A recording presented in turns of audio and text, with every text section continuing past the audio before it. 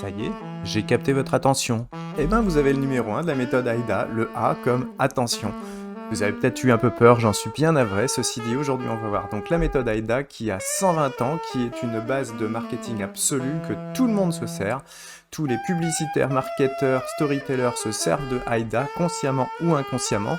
Nous, on va la rendre consciente et je vais vous montrer aujourd'hui comment on s'en sert dans notre commerce, tout simplement, pour créer de plus belles affiches, plus accrocheuses, pour créer des publicités plus accrocheuses, pour parler sur Facebook, les réseaux sociaux de manière plus accrocheuse.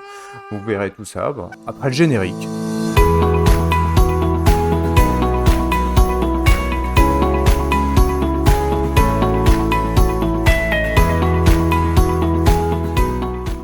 Vous retrouverez bien sûr l'article complet sur la méthode AIDA sur je-suis-commerçant.fr, le blog des commerçants accomplis.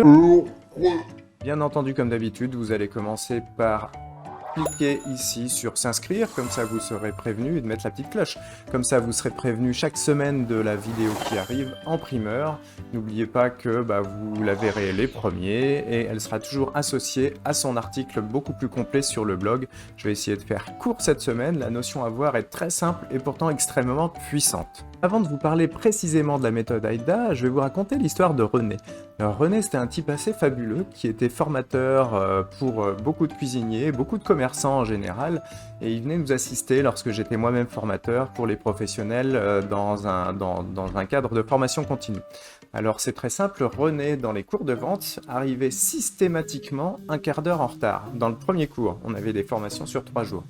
Et systématiquement, il arrivait, c'était un petit bonhomme avec ses petites lunettes, avec un air très malicieux, une petite moustache très rigolo, une petite soixantaine d'années. Il arrivait clopin-clopin, posait son sac, il disait « Messieurs, dames, je suis navré de mon retard ». Il sortait un verre, il sortait une petite poésie, toujours la même, et puis il disait « Bon, moi j'ai pas fumé ma clope, allez, on se fait une pause, ça vous dérange pas ?» Et hop, il nous emmenait tous les stagiaires en pause. Alors pourquoi faisait ça René? C'était très simple, il avait très fort conscience qu'un stagiaire qui arrive dans une formation est toujours un tout petit peu inquiet, il connaît pas ses collègues, il connaît pas ses confrères, il est un peu en flip. Et nous, notre boulot d'ailleurs de formateur dans ces cas-là, c'est de mettre à l'aise les gens dans un premier temps, dans la première heure, de se présenter, etc. Lui, il voulait que ça aille beaucoup plus vite que ça. Et il utilisait précisément la méthode AIDA justement pour se présenter.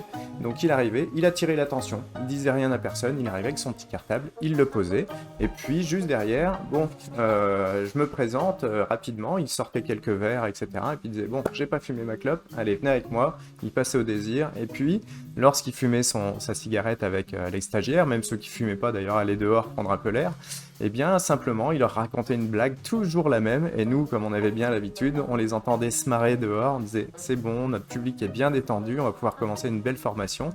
On avait énormément de choses à dire, beaucoup de notions très précises, très profondes pour les commerçants. Et il fallait que ça rentre et c'est pas si évident quand on est en stress. Donc on avait un public super détendu en 5 minutes et voilà comment fonctionne précisément la méthode AIDA. Donc AIDA, c'est un acronyme qui a été trouvé, réfléchi par un marketeur voici 120 ans aux États-Unis. Vous retrouverez le nom et toute la biographie de ce bon monsieur dans l'article du blog.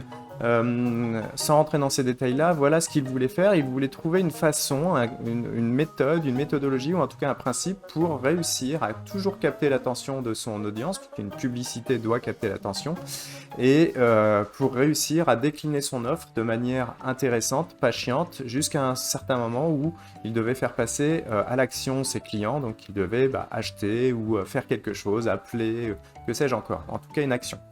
Et donc il a déduit de quelques grands principes psychologiques la méthode AIDA. Le premier A, donc c'est attirer l'attention. C'est normalement ce que j'ai réussi à faire dans l'introduction de cette vidéo qui était un petit peu horrible, avec un espèce de cri de zombie. D'un seul coup, on est effrayé, mais en tout cas on regarde, on se dit mais qu'est-ce qui se passe ? Et finalement, d'attirer l'attention, il n'y a pas de bonne règle, il n'y a pas de mauvaise règle. On doit, dans nos commerces, faire attention quand on attire l'attention, à pas être graveleux, à pas être politique, puisqu'on n'a pas tous les mêmes idées, que c'est toujours compliqué à gérer les clients qui n'auraient pas les mêmes idées que nous, naturellement, à pas être dans la religion, mais À côté de ça, il n'y a pas de mauvaises règles. On peut faire tout et n'importe quoi. Moi, dans mon commerce, à l'époque, je me tenais chaque semaine à essayer d'être créatif. Et parfois, je ne l'étais pas volontairement. J'ai des affiches très simples avec des publicités Facebook en mail, etc., qui étaient un peu banales, mais c'était juste pour reposer un peu les clients sur le fait que derrière, j'allais peut-être faire une pub très créative. Alors, par exemple, à la journée sans pantalon qui est en janvier, eh ben, je mettais des gens sans pantalon sur mes affiches pour vendre un roast beef. Ça me posait pas de problème. Il n'y a pas de mauvaise règle. Le tout, c'est d'attirer le regard, d'attirer l'œil, et ensuite de réussir à décliner son offre. J'ai fait quelques lives Facebook et je vous ai mis aussi dans l'article du blog le lien vers cette publication. Bonjour à tous. Alors, le live en direct du bureau avant que je descende au magasin. Et oui, je dis bien descendre parce que j'ai des bureaux dans les hauteurs. Vous l'avez promis, elle est là. Je dis pas que c'est garanti sur la voix, je dis pas que c'est garanti sur le jeu, mais enfin bon, c'est marrant. Puis ça va vous mettre un petit coup de rigolade. Vous allez voir, vous avez le droit de vous moquer.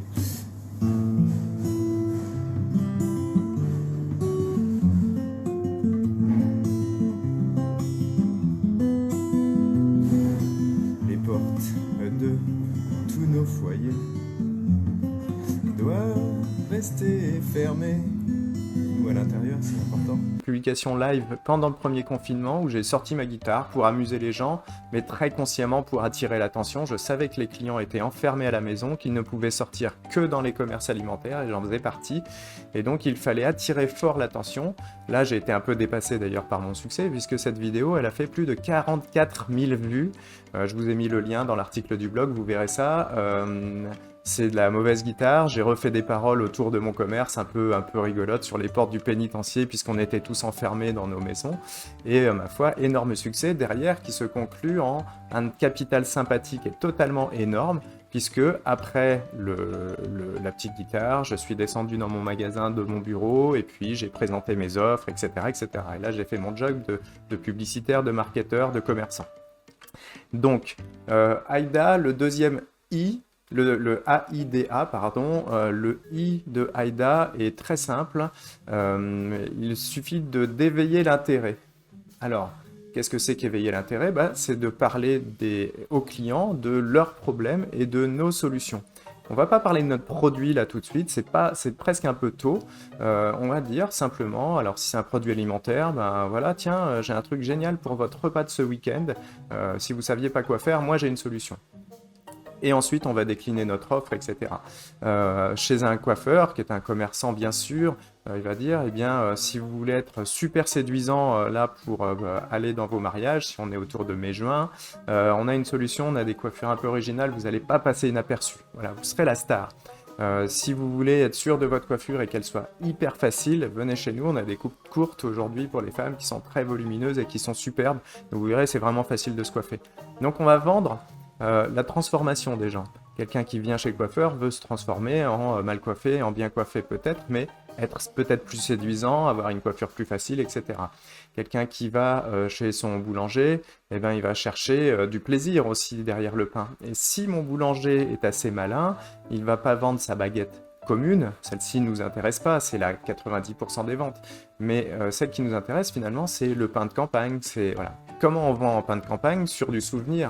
Souvenez-vous de votre grand-mère quand elle mettait le pain au bord de la table, qu'il était croustillant, fumant et que vous faisiez les petites souris dans le pain.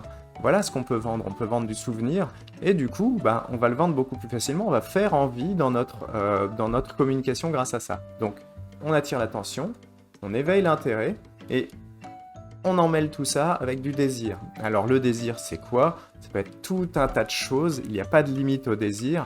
Le désir, à un certain moment, c'est quand j'ai parlé du plaisir du repas, maintenant, il faut inviter, quoi. Vous avez des amis, maintenant vous avez la solution pour les inviter, je sais pas, moi ça me fait envie. Et vous, est-ce que ça fait envie?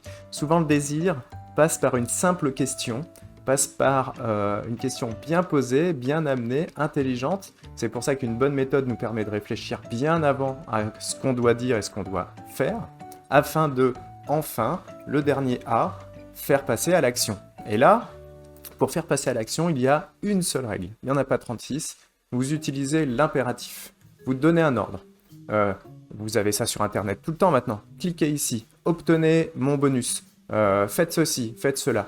Eh bien, comme on est des humains, on est conditionné pour obéir, on nous fait obéir depuis tout petit, on est des animaux de meute, et à un certain moment, quand quelqu'un se posture en connaissant, et dans notre commerce, on est le sachant de notre commerce, c'est nous qui savons les choses, donc naturellement, les gens nous font confiance aussi là-dessus, eh bien, donner un ordre, c'est se pouvoir obéir assez immédiatement. Et donc, quand on structure une communication comme ça, on peut imaginer une affiche, pareil, dans l'article, je vous ai mis quelques exemples, où vous avez, pour vendre un bouquin, un gros chien. Donc voilà, c'est des affiches que j'ai utilisées vraiment pour aider des gens à vendre des choses, hein. Donc voilà, moi c'est que des exemples réels que je vous donne. Vous pouvez avoir, si vous faites des promos, un jour des promos de dingue, et au lieu de écrire promo de dingue tout simplement, qui n'est pas hyper attirant, vous mettez un mec en camisole qui a l'air complètement taré, et d'un seul coup, promo de dingue, et vous vendez des fringues, vous vendez du pain, vous vendez de la pâtisserie, il n'y a pas de limite à tout ça. Et derrière ça, donc ma promo de dingue, elle est attirante. Je mets mon offre, qui, elle, est justement dans le fait d'éveiller un tout petit peu l'intention, là. Et derrière ça, on éveille le désir en disant, voilà, hein, et passez à l'action, achetez-en maintenant. Il n'y en aura pas pour tout le monde, stock limité.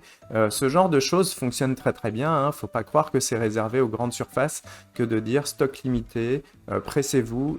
Une promotion doit avoir une date de fin à laquelle on tient, c'est-à-dire qu'on doit mettre la date de fin, on doit dire stop, c'est fini, et puis le jour de la date de fin, le lendemain de la date de fin, si vous avez encore du stock, il ne faut pas continuer la promo. Il faut être très crédible là-dessus, c'est important, et vous verrez, actionnez vos communications comme ça, qu'elles soient à la radio, qu'elles soient sur les réseaux sociaux aujourd'hui, qu'elles soient dans les mails, construisez de quoi faire attirer l'attention, éveiller l'intérêt, susciter le désir, et demander de passer à l'action, et vous verrez, c'est très simple. Moi maintenant, je vais vous demander de passer à l'action. Est-ce que vous désirez surtout faire des bonnes affiches, faire des bonnes communications grâce à ça? Vous verrez que c'est très très simple en 4 étapes. Et moi, je vous demande bien sûr de vous inscrire à la chaîne, d'aller voir sur le blog parce que l'article est archi complet.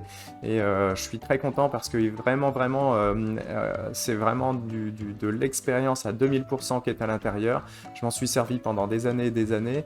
Et j'ai eu beaucoup de succès dans mes affaires de commerçant. Et donc, je suis ravi de vous donner ça aujourd'hui. Maintenant, mettez-moi en commentaire ce que vous en pensez. Et surtout, n'hésitez pas, dans le blog, il y a la rubrique Contact. Je serais très très curieux de voir vos communications avant, après, si vous avez réussi à améliorer ça grâce à la méthode AIDA. Donc dans la rubrique Contact, vous pouvez me joindre par mail, c'est très simple.